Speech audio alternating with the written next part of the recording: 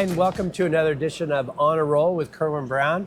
I'm here with Mike Cornelis of Bundy Baking Solutions, and we're going to talk about the industry. We're going to talk a little bit about pans. All right. All right. So I'm going to add. I like to start with these kind of either or questions. So, Okay. Coffee or tea? Coffee. Gin or whiskey? Gin.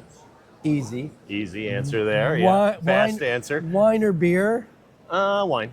Okay. Bagel or croissant? Croissant. Croissant. Croissant. And then, we've talked about you've been in some 80 or so countries. A favorite foreign baked good and a favorite U.S. baked good. Wow. A favorite foreign bake. Well, I'd have to probably go back to France. I spent a good bit of time in France for a typical patisserie outside on a Paris street. That would probably be one of my favorite baked goods. Yeah, that's it. And any U.S. baked good that would be? Back to the cronut. Yeah. When it first came out, I know that's a little bit also French, but that was just yummy. So yummy. Yeah. So yummy. All right. I like to talk about path to baking. So you're. We were kidding around saying that you grew up in Illinois and you're in your senior high school year and you go into the guidance counselor and they say, Michael, what would you like to do? And you go, I'd like to be a international pan salesman. You probably didn't say that. So how did you get into baking and pans? Yeah, so my degree was TV, radio, speech communications. And of course, thankfully I have a face for radio. So as they say. And so yeah, I actually did work in my major for a brief time, and then I broke my mother's heart, quit my job, moved to Chicago to be with some buddies to live near Wrigley Field, and then went to work in a pan factory. Wow. And believe it or not, I worked in international sales on the inside. I never thought it would go full circle to come back to international sales, now actually traveling internationally. But it was just it's been a great ride, great path. Yeah, and the international thing, of course, is your job now, and and it's just, I don't know if you liked international and you started doing it, or you started doing it and you liked it, but you like it, you're good at it, you picked up a little language skills along the way. Yeah, so. I've been blessed. My father had a business partner who owned a travel agency. So I don't think I've ever shared this story with you, but as a young kid, we would actually go on trips to Belgium. Wow. And sometimes I would just tag along, and I'd be like running the streets of Antwerp and Brussels. Of course, no map, no cell phone, no anything.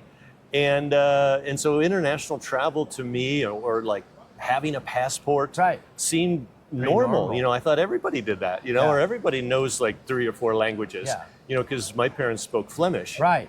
And so Dutch, German, French, you just, and then I studied Spanish. Right. So, and again, I thought, everybody does that. Everybody does that. And then I found out, nobody does that. So, again, baking industry, your entire career, what's one or two things that you're like, the best thing about baking industry is X? Oh gosh, it has to be the connections. I just, last night we had sort of I'm getting a little emotional, but we had sort of a friend's dinner. Yeah. And, that's what it's all been for me. Yeah. No, and I've gotten to travel with you to many, many parts of the world, and just so many memories, and we are at IBIE, and one of my favorite parts about IBIE is connecting back to some of those friends. Maybe you haven't seen them in a while, then this show brings everybody together. Yeah, I mean, just a second ago, right before you walked in, it was like 2 of my favorite customers, 2 of my favorite people from Jordan. Right. And I was like, what? And, of course, I got so happy I forgot to scan them, but I'm like, marketing, I got to scan you. So I like to say you've been on a lot of planes, trains, and automobiles, some combination of those in so many countries.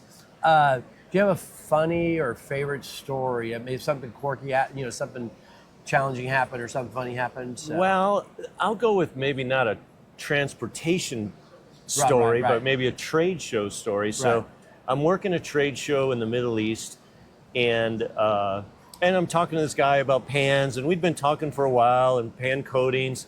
And finally, I said to him, I'm so sorry. He wasn't wearing a name badge, which is typical in the Middle East. Right. You just have business cards. I said, I'm so sorry. I forgot to ask, are you a rack oven baker? And he says, oh no, I'm from Iran. Iraq oven.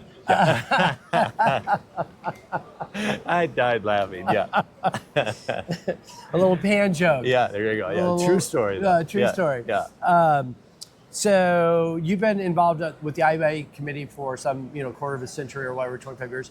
And do you have a favorite IBIE story? I don't know how many IBIEs is this for you? Do you know? Oh gosh, that's a good question. I know that I came to one in the 80s. I would think it's in the 12, 13, something range. Because I remember my room at the time was in the Sands, and I got there and I had a roommate, and that was weird. It was like some guy from a different division that I didn't even know. Yeah. You're saving money. Yeah. We're gonna put you in with a I'm like, stranger. oh, well, that's interesting. Okay, Are you brushing your teeth first, or am I? Yeah. So anyway, so you have a kind of a favorite IBI memory in all these years? It kind of has to go back to, I don't want to get emotional about this either, but, the original regime that I kind of came up with Bob Kirkpatrick, Steve Wright's dad, or I'm sorry, Alan Wright's dad, Steve, and of course, Rich Hoskins,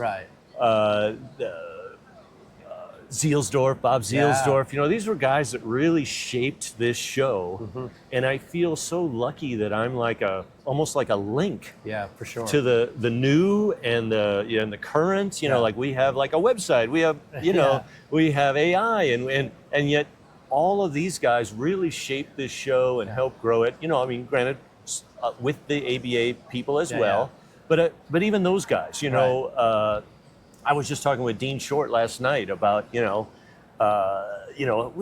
need to have somebody from Lewis Bakery, because Jack Lewis was just such a force and such an inspiration on my development into IBIE.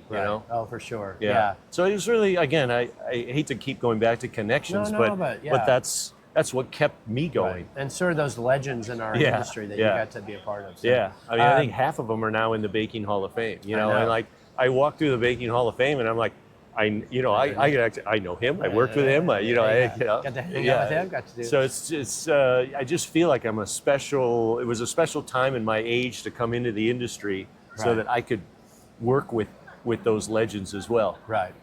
Ed Meese. Well, thank you very much for the time. Really appreciate it. We got some pans behind us, but you want to buy any? Yeah, maybe a couple. So a couple container loads. A couple container loads. So thanks for being a part of this edition of On a Roll, and we'll see you next time.